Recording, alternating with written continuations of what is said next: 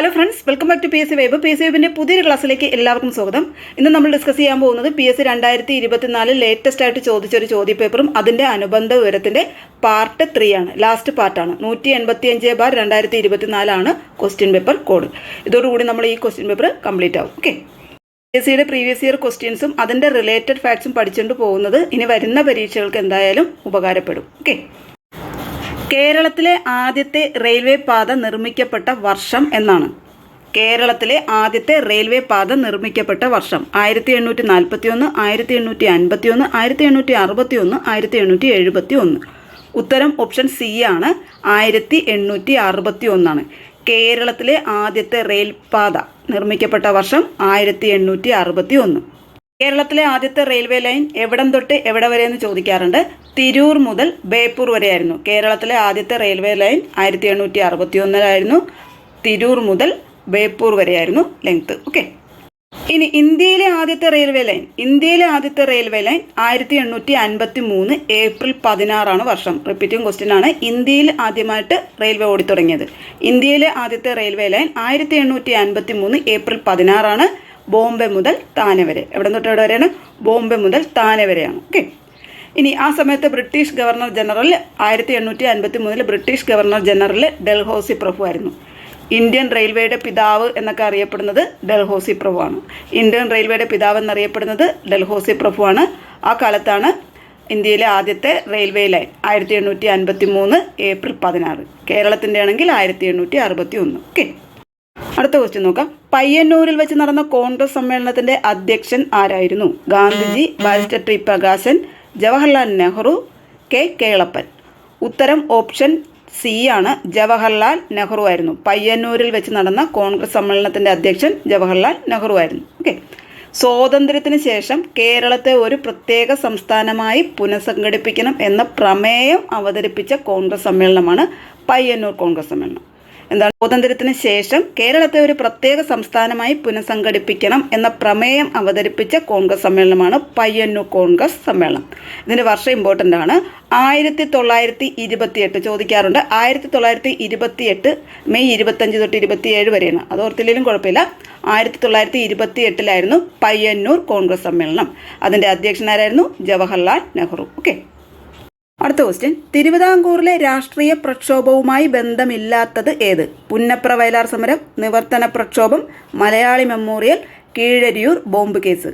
തിരുവിതാംകൂറിലെ രാഷ്ട്രീയ പ്രക്ഷോഭവുമായി ബന്ധമില്ലാത്തതാണ് ചോദിച്ചിരിക്കുന്നത്. ഉത്തരം ഓപ്ഷൻ ഡി ആണ്, കീഴരിയൂർ ബോംബ് കേസാണ്. പുന്നപ്ര വയലാർ സമരവും നിവർത്തന പ്രക്ഷോഭവും മലയാളി മെമ്മോറിയലൊക്കെ തിരുവിതാംകൂറുമായിട്ട് ബന്ധപ്പെട്ടതാണ്. ഓക്കെ, കീഴരിയൂർ ബോംബ് കേസ് എന്താണ്? കീഴരിയൂർ ബോംബ് കേസിൻ്റെ വർഷം ചോദിക്കാറുണ്ട്. 1942 എപ്പോഴും ചോദിക്കാറുണ്ട്. കീഴരിയൂർ ബോംബ് കേസ് നടന്ന വർഷം 1942. ഓക്കെ, ദേശീയ പ്രസ്ഥാനത്തിലെ ക്വിറ്റ് ഇന്ത്യ സമരത്തിൻ്റെ ഭാഗമായി കേരളത്തിൽ നടന്ന സംഭവമാണ് കീഴരിയൂർ ബോംബ് കേസ്. ദേശീയ പ്രസ്ഥാനത്തിൻ്റെ ക്വിറ്റ് ഇന്ത്യ സമരത്തിൻ്റെ ഭാഗമായി കേരളത്തിൽ നടന്ന സംഭവം ഏതാണ്? കീഴരിയൂർ ബോംബ് കേസാണ്. കോഴിക്കോട് ജില്ലയിലാണ് നടന്നത്. അതും ചോദിക്കാറുണ്ട്. കോഴിക്കോട് ജില്ലയിലാണ് കീഴരിയൂർ ബോംബ് കേസ്. വർഷം 1942. ക്വിറ്റ് ഇന്ത്യ സമരം നടന്നത് 1942 സെയിം വർഷം തന്നെയാണ് Keezhariyur bomb case. Okay, Keezhariyur bomb കേസിൻ്റെ സൂത്രധാരൻ ആരായിരുന്നു എന്ന് ചോദ്യം വന്നിട്ടുണ്ട്. Doctor K B Menon. Doctor K B Menon. ഇനി ഓപ്ഷനിലുള്ള പുന്നപ്ര വയലാർ സമരം നടന്ന വർഷം 1946, നിവർത്തന പ്രക്ഷോഭം നടന്നത് 1932, മലയാളി മെമ്മോറിയൽ നടന്നത് 1891. മലയാളി മെമ്മോറിയൽ വർഷം 1891. കീഴരിയൂർ ബോംബ് കേസാണെങ്കിൽ 1942. ഓക്കെ, അടുത്ത ക്വസ്റ്റ്യൻ. വൈക്കം സത്യാഗ്രഹത്തിന് നേതൃത്വം വഹിച്ചിരുന്നത് ആരായിരുന്നു? T K Madhavan, A K Gopalan, Mannath Padmanabhan, P Krishna Pillai. ഉത്തരം ഓപ്ഷൻ എ ആണ്, ടി കെ മാധവനായിരുന്നു. വൈക്കം സത്യാഗ്രഹത്തിന് നേതൃത്വം വഹിച്ചതാരായിരുന്നു? T K Madhavan. വൈക്കം സത്യാഗ്രഹത്തോടനുബന്ധിച്ച് സവർണ ജാഥ നടത്തിയത് ആരായിരുന്നു? വൈക്കം സത്യാഗ്രഹത്തോട് അനുകൂലിച്ചുകൊണ്ട് സവർണ ജാഥ നടത്തിയത് Mannath Padmanabhan. Okay, A K ഗോപാലിനെ കുറിച്ചിട്ട് എപ്പോഴും ചോദിക്കുന്നതാണ്. പാവങ്ങളുടെ പടത്തലവൻ എന്നറിയപ്പെടുന്നത് എ കെ ഗോപാലനാണ്. അതേപോലെ തന്നെ ഗുരുവായൂർ സത്യാഗ്രഹം 1931 ഗുരുവായൂർ സത്യാഗ്രഹത്തിൻ്റെ വോളണ്ടിയർ ക്യാപ്റ്റൻ ആരായിരുന്നു എന്ന് എപ്പോഴും ചോദിക്കാറുണ്ട്. 1931 ഗുരുവായൂർ സത്യാഗ്രഹത്തിൻ്റെ volunteer captain A K Gopalan. Okay, അപ്പോൾ നമ്മുടെ ക്വസ്റ്റ്യൻ, വൈക്കം സത്യാഗ്രഹത്തിന് നേതൃത്വം വഹിച്ചതെന്ന് ആരായിരുന്നു? ടി.കെ. മാധവൻ. അടുത്ത ക്വസ്റ്റ്യൻ, 1817 ഗൗരി പാർവതിഭായി പുറപ്പെടുവിച്ച വിളംബരത്തിലെ ശ്രദ്ധേയമായ പരിഷ്കാരം എന്തായിരുന്നു? ചാന്നാർ സ്ത്രീകൾക്ക് മാറുമറയ്ക്കാനുള്ള അവകാശം, മരുമക്കയത്തായത്തിനെതിരെയുള്ള നിയമങ്ങൾ, ഏകീകൃതമായ ശിക്ഷാവിധികൾ, പ്രൈമറി വിദ്യാഭ്യാസം സൗജന്യമാക്കി. ഉത്തരം ഓപ്ഷൻ ഡി ആണ്. പ്രൈമറി വിദ്യാഭ്യാസം സൗജന്യമാക്കി. പ്രാഥമിക വിദ്യാഭ്യാസം സൗജന്യമാക്കിയ തിരുവിതാംകൂർ ഭരണാധികാരിയാണ് ഗൗരി പാർവതിഭായ്. വർഷം 1817. ഓക്കെ, നമ്മുടെ ചാനലിൽ തിരുവിതാംകൂർ രാജാക്കന്മാർ എന്ന ടോപ്പിക്ക് സെപ്പറേറ്റ് ആയിട്ട് ചെയ്തിട്ടുണ്ട്. കാണാത്തവരെന്തായാലും ഒന്ന് കണ്ടേക്കണേ. അടുത്ത ക്വസ്റ്റ്യൻ, യോഗക്ഷേമ സഭ രൂപീകരിക്കുന്നതിന് നേതൃത്വം നൽകിയത് ആര്? മന്നത്ത് പത്മനാഭൻ, വി.ടി. ഭട്ടതിരിപ്പാട്, വൈകുണ്ഠസ്വാമികൾ, വാഗ്ഭടാനന്ദൻ. ഉത്തരം ഓപ്ഷൻ ബി ആണ്. വി.ടി. ഭട്ടതിരിപ്പാടാണ് യോഗക്ഷേമ സഭ രൂപീകരിച്ചത്. വി.ടി. ഭട്ടതിരിപ്പാട്. അതുപോലെ തന്നെ വി.ടി. ഭട്ടതിരിപ്പാടുമായി ബന്ധപ്പെട്ടപ്പോഴും ക്വസ്റ്റ്യൻ വരുന്നതാണ്. അടുക്കളയിൽ നിന്ന് അരങ്ങത്തേക്ക് എന്ന നാടകം. അടുക്കളയിൽ നിന്ന് അരങ്ങത്തേക്ക് എന്ന നാടകം ആരുടേതാണ്? വി.ടി. ഭട്ടതിരിപ്പാടിൻ്റെതാണ്. ഓക്കെ, വി.ടി. ഭട്ടതിരിപ്പാടിൻ്റെതാണ് അടുക്കളയിൽ നിന്ന് അരങ്ങത്തേക്ക് എന്ന നാടകം. ഓക്കെ, മന്നത്ത് പത്മനാഭത്തെ പറ്റി ചോദിക്കാറുള്ളത് കേരളത്തിൻ്റെ മദൻ മോഹൻ മാളവ്യ. കേരളത്തിൻ്റെ മദൻ മോഹൻ മാളവ്യ എന്നറിയപ്പെടുന്നത് മന്നത്ത് പത്മനാഭനാണ്. കേരളത്തിൻ്റെ മദൻ മോഹൻ മാളവ്യ എന്നറിയപ്പെടുന്നത് മന്നത്ത് പത്മനാഭൻ. ഇനി വൈകുണ്ഠസ്വാമികൾ, നമ്മളെപ്പോഴും ക്വസ്റ്റ്യൻ കാണുന്നതാണ്. വൈകുണ്ഠസ്വാമികളാണ് സമത്വ സമാജം സ്ഥാപിച്ചത്. സമത്വ സമാജം 1836 സ്ഥാപിച്ചതാരാണ്? വൈകുണ്ഠസ്വാമികളാണ്. വാഗ്ഭടാനന്ദൻ്റെത് ആത്മവിദ്യാസംഘ സ്ഥാപകൻ. വാഗ്ഭടാനന്ദനാണ് ആത്മവിദ്യാസംഘം സ്ഥാപിച്ചത്. ഓക്കെ, അടുത്ത ക്വസ്റ്റ്യൻ, 1920 മഞ്ചേരിയിൽ നടന്ന മലബാർ രാഷ്ട്രീയ സമ്മേളനത്തിൽ ഉൾപ്പെടാത്ത വിഷയമേത്? ഭരണപരിഷ്കരണം, കുടിയാന്മ പ്രശ്നം, ജനസംഖ്യാനുപാത സംവരണം, ഖിലാഫത്ത്. ഉൾപ്പെടാത്ത വിഷയമാണ് ചോദിച്ചിരിക്കുന്നത്. ഉത്തരം ഓപ്ഷൻ സി ആണ്. ജനസംഖ്യാനുപാത സംവരണം. ഓക്കെ, അപ്പോൾ 1920 മഞ്ചേരിയിൽ നടന്ന മലബാർ രാഷ്ട്രീയ സമ്മേളനത്തിൻ്റെ അധ്യക്ഷൻ കസ്തൂരിരംഗ അയ്യങ്കാറായിരുന്നു. 1920 നടന്ന മഞ്ചേരിയിൽ വെച്ച് നടന്ന മലബാർ രാഷ്ട്രീയ സമ്മേളനത്തിൻ്റെ അധ്യക്ഷനാരായിരുന്നു? കസ്തൂരിരംഗ അയ്യങ്കാറായിരുന്നു. ഓക്കെ, പ്രഥമ മലബാർ രാഷ്ട്രീയ സമ്മേളനം നടന്നത് 1916. ആദ്യത്തെ മലബാർ രാഷ്ട്രീയ സമ്മേളനം നടന്നത് 1916 പാലക്കാട് വെച്ചിട്ടായിരുന്നു. അതിൻ്റെ അധ്യക്ഷൻ ആനി ബസന്റ് ആണ്. ചോദിച്ചിട്ടുണ്ട്. 1916 നടന്ന മലബാറിലെ പ്രഥമ രാഷ്ട്രീയ സമ്മേളനത്തിൻ്റെ അധ്യക്ഷൻ ആനി ബസന്റ്, പാലക്കാട് ജില്ല. ഓക്കെ, അടുത്ത ക്വസ്റ്റ്യൻ, മലയാള ഭാഷയിലെ ആദ്യ നിഘണ്ടു ആരുടെ സംഭാവനയായിരുന്നു? ഡോക്ടർ ആഞ്ചലോസ് ഫ്രാൻസിസ്, അർണോസ് പാതിരി, Benjamin Bailey, doctor Hermann Gundert.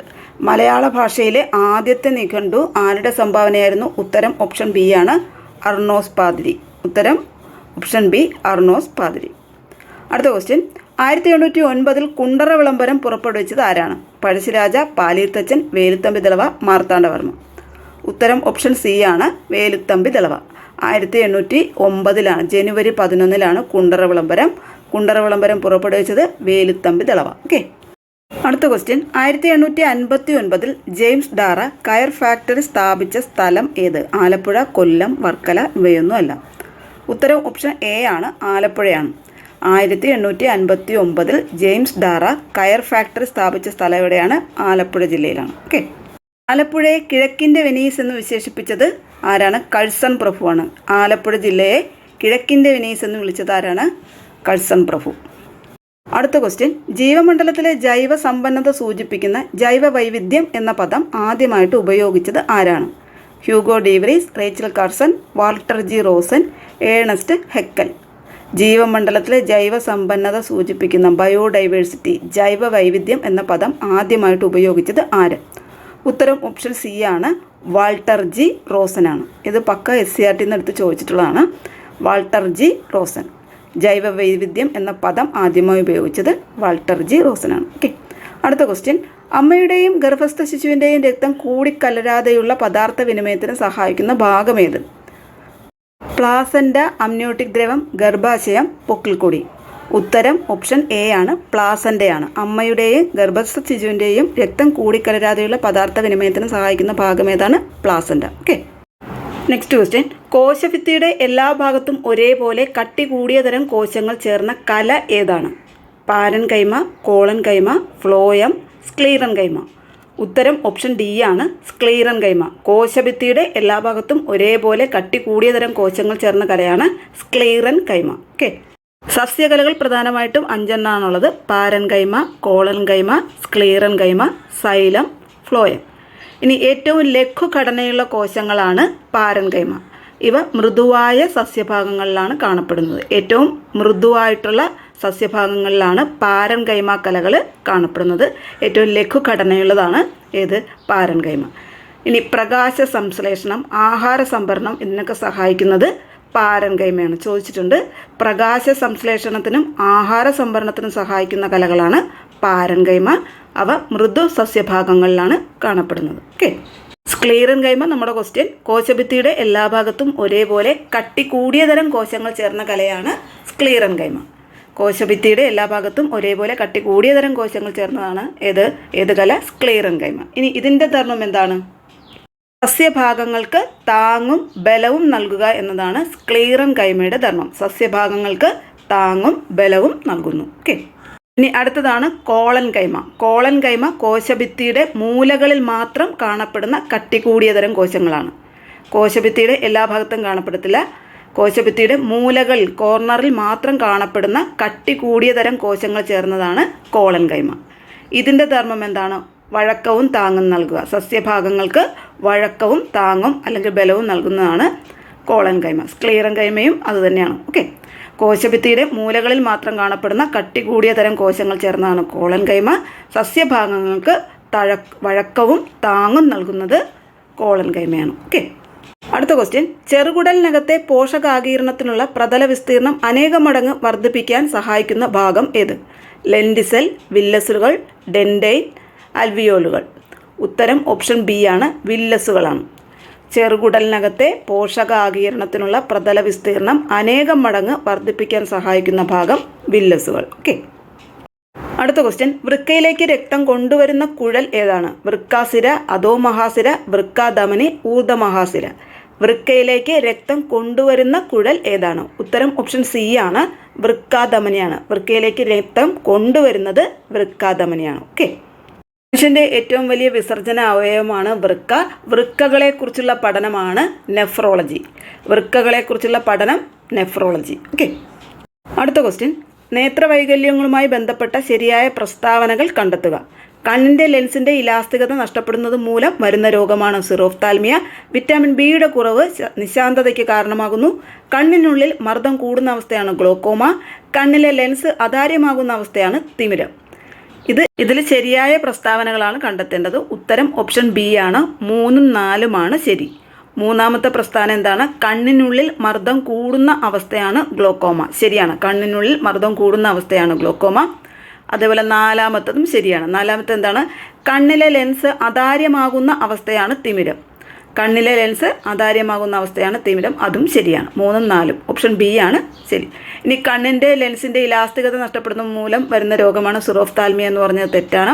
Vitamin ബിയുടെ കുറവ് മൂലം നിശാന്തത ഉണ്ടാകുന്നു എന്ന് പറഞ്ഞത് തെറ്റാണ്. വിറ്റാമിൻ എയുടെ കുറവ് മൂലമാണ് നിശാന്തത ഉണ്ടാകുന്നത്.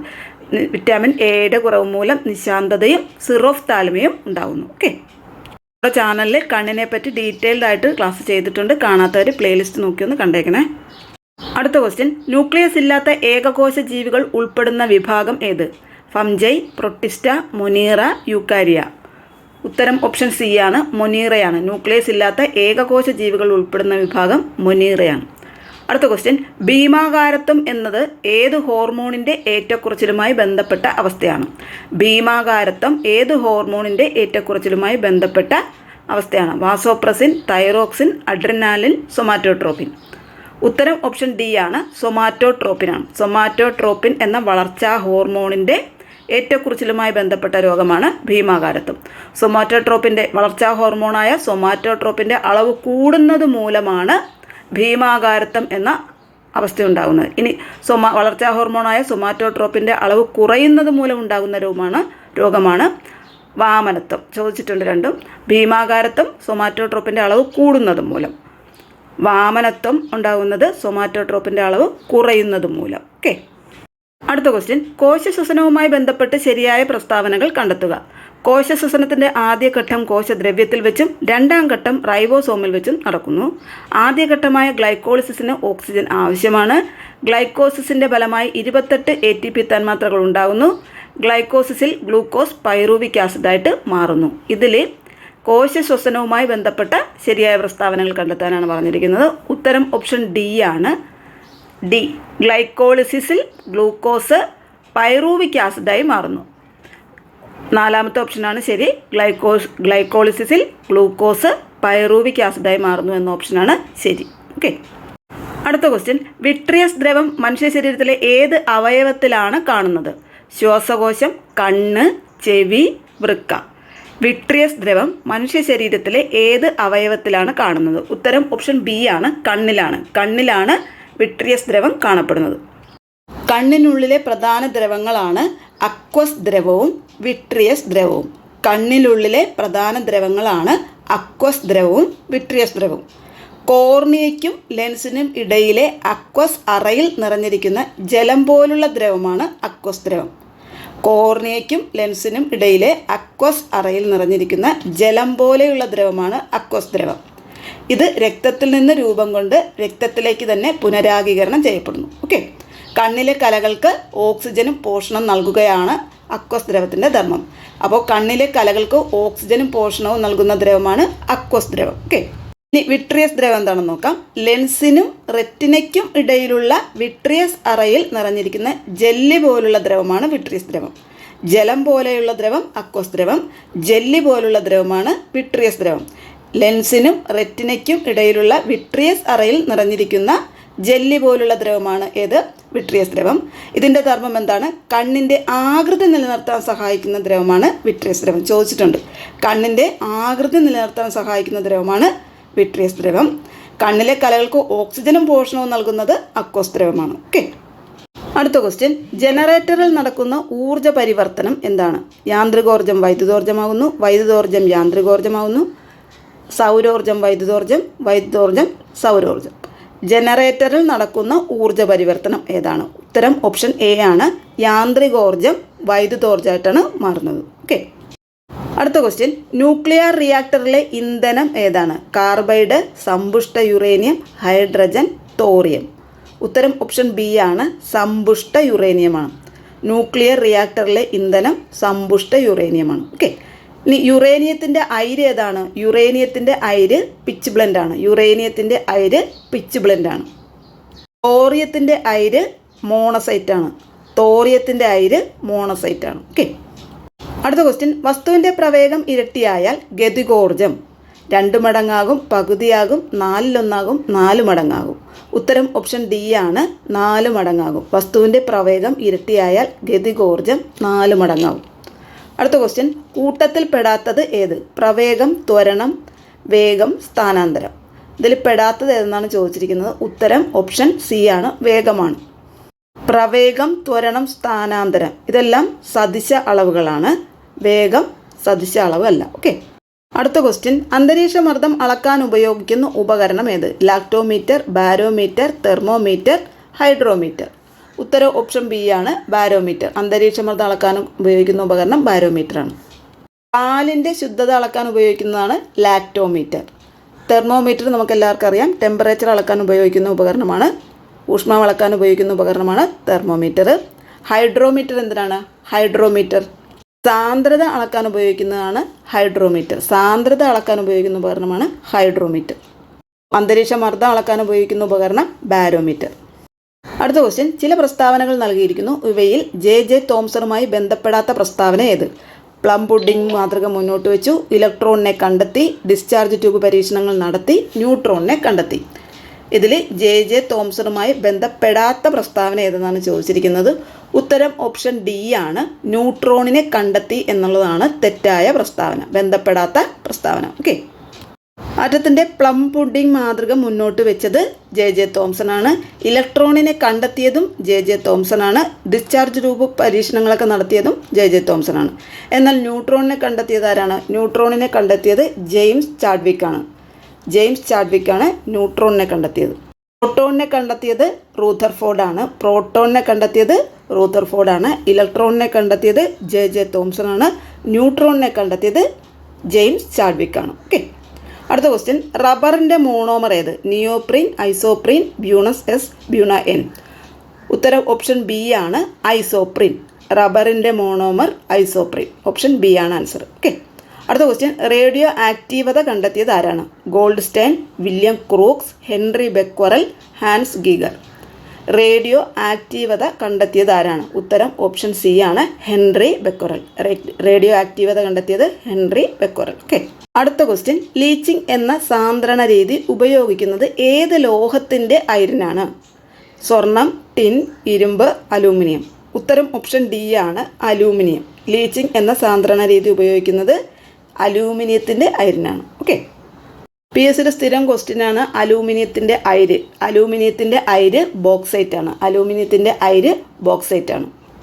അടുത്ത ക്വസ്റ്റ്യൻ, ഒരേ മാസ് നമ്പരും വ്യത്യസ്ത അറ്റോമിക നമ്പരുമുള്ള ആറ്റങ്ങളാണ് ഐസോബാറുകൾ, ഐസോട്ടോണുകൾ, ഐസോട്ടോപ്പുകൾ, ഉപലോഹങ്ങൾ. ഉത്തരം ഓപ്ഷൻ എ ആണ്, ഐസോബാറുകളാണ്. ഒരേ മാസ് നമ്പരും വ്യത്യസ്ത അറ്റോമിക നമ്പറുമുള്ള ആറ്റങ്ങളാണ് ഓപ്ഷൻ എ, ഐസോബാറുകളാണ്. ഓക്കെ. ഇനി ഒരേ അറ്റോമിക നമ്പരും വ്യത്യസ്ത മാസ് നമ്പറുമുള്ള ആറ്റങ്ങൾ എന്താണ്? ഒരേ അറ്റോമിക നമ്പരും വ്യത്യസ്ത മാസ് നമ്പറുമുള്ള ആറ്റങ്ങളാണ് ഐസോട്ടോപ്പുകൾ. ഇതൊന്നുകൂടി പറയാം. ഒരേ മാസ് നമ്പരും വ്യത്യസ്ത അറ്റോമിക നമ്പറുമുള്ള ആറ്റങ്ങളാണ് ഐസോബാറുകൾ. ഇനി ഒരേ അറ്റോമിക നമ്പരും വ്യത്യസ്ത മാസ് നമ്പറുമുള്ളതാണ് ഐസോട്ടോപ്പുകൾ. ഓക്കെ. അപ്പോൾ ഇത്രയും കാര്യങ്ങളായിരുന്നു ഈ ക്വസ്റ്റ്യൻ പേപ്പർ ഉണ്ടായിരുന്നത്. ഇതോടുകൂടി നമ്മൾ ഈ ക്വസ്റ്റ്യൻ പേപ്പറും അതിൻ്റെ അനുബന്ധ വിവരങ്ങളും കംപ്ലീറ്റ് ആക്കിയിരിക്കുന്നത്. നന്നായിട്ട് തന്നെ പഠിച്ചോളുക. പുതിയൊരു ടോപ്പിക്കും അതിൻ്റെ അനുബന്ധ വിവരങ്ങളുമായിട്ട് നമുക്ക് വീണ്ടും കാണാം. Thank you for watching. Thank you.